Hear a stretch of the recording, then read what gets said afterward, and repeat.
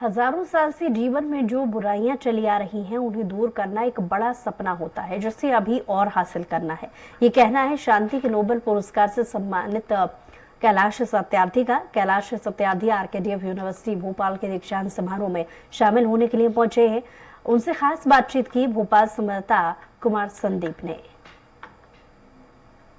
कम लोग हैं हिंदुस्तान में जिनको हम कह सकें कि हमारे साथ नोबेल शांति पुरस्कार विजेता, वो भी प्योर जो हिंदुस्तानी है, वो हमारे साथ है। किसी परिचय के मोहताज नहीं है। कैलाश सत्यार्थी जी हमारे साथ हैं, उन्हीं से आपको मिलवाते हैं। सर, सबसे पहले तो बहुत बहुत स्वागत। आप आरकेडीएफ ग्रुप की तरफ से, हमारे चेयरमैन सर भी बैठे हैं, इतना समय निकाल कर आप आए। सर, पहला सवाल सर, बचपन सुरक्षित तो देश सुरक्षित, किस तरह देखते हैं सर आप अपने इस संघर्ष को? देखिए, भोपाल में आना तो मेरे लिए घर में आना है और घर में कोई संदेश नहीं देता। घर में प्यार की बात करते हैं, कई बार नाराज़ होते हैं, कई बार खुश होते हैं, सीखते हैं। कुछ अगर सीखा हो तो सिखाने की कोशिश करते हैं।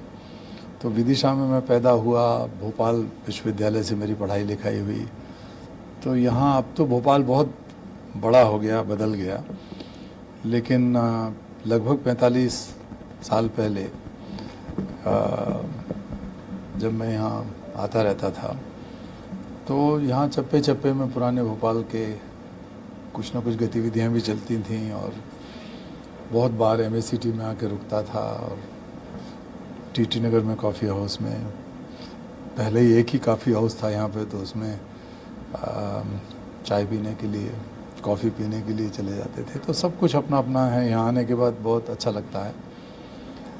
और जब से भोपाल या विदिशा छोड़ा तो ये ताकत यहीं की थी, मध्य प्रदेश की और इस क्षेत्र की, और उसकी वजह से जो भी कर पाया दुनिया के बच्चों का बचपन बचाने के लिए, वो कर रहा हूँ। और मुझे खुशी है कि ये 40-45 साल इतिहास में बहुत कम अवधि है। हज़ारों साल से जो बुराइयां चलती हैं उनको चुनौती देके दूर करना एक बड़ा सपना होता है। तो ये मैं कह नहीं सकता कि सब कुछ हासिल हो गया है, लेकिन अब ये एक मुद्दा बन चुका है और इसको नज़रअंदाज कोई नहीं कर सकता, चाहे सरकार हो, चाहे समाज हो, चाहे उद्योगपति हों, सब लोग। तो यही थोड़ा सा मेरा विनम्र योगदान है। सर, गुलामी, जबरन, बाल श्रम या जो यौन हिंसा है सर, उसको लेकर भी काफ़ी कुछ बचपन बचाओ आंदोलन ने किया है। ये सपना या ये आइडिया सर पहली बार आपको कब आया? ऐसा काम जो बच्चों को आज़ादी दे सके, शिक्षा दिला सके, खुशहाली दे सके, बचपन लौटा सके, तो धीरे धीरे करके वो काम शुरू हुआ। जब शुरू हुआ तो कहीं कोई इस विषय पे काम नहीं करता था, कोई व्यक्ति नहीं था, कोई संगठन नहीं था, कानून नहीं थे, अखबार में कभी कोई छपा हुआ किसी ने नहीं देखा होगा, कोई रिसर्च नहीं हुई थी। तो एक अंधेरे कुएं की तरह था जिसमें बच्चे पड़े हुए थे। उस कुएं में आप बच्चों की शकल देख सको अंधेरे में और आवाज़ सुन सको उनका करुण क्रंदन उस कुएं में से, और फिर उसको बदल सको, ये चुनौती का काम था जैसा मैंने कहा। लेकिन वो धीरे धीरे करके हम लोगों ने उसमें सफलता पाई। चुनौती अभी भी बहुत बड़ी है। जब मैं आपसे बात कर रहा हूँ तो इस 1 घंटे के अंदर हमारे देश में 5 बच्चों के साथ बलात्कार या यौन शोषण हो चुका होगा जब से हम एयरपोर्ट से अभी यहाँ आए।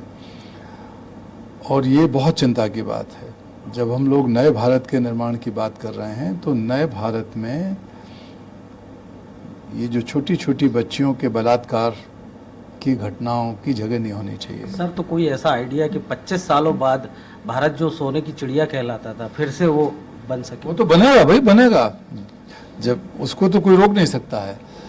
हमारे देश में जितनी क्षमता है, हमारे देश में जितना जज्बा है, हमारे देश में जो नौजवान हैं खासकर, और नौजवानों के अंदर जो साहस और सपने जगने लगे हैं आगे बढ़ के कुछ हासिल करने के, अब हमें कोई नहीं रोक सकता भारत को। और निश्चित तौर पर सोने की चिड़िया वगैरह तो मैं नहीं जानता हूँ, लेकिन भारत के अंदर वो डीएनए है कि जहां हम दुनिया की बड़ी बड़ी समस्याओं का समाधान कर सकते हैं और वो हम करेंगे, भारत आप, करेंगे।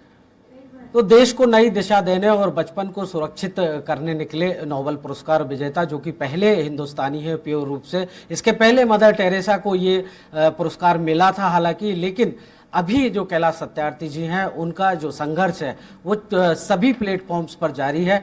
कैमरा पर्सन रोहित स्पेंसर के साथ संदीप कुमार, स्वराज एक्सप्रेस, भोपाल।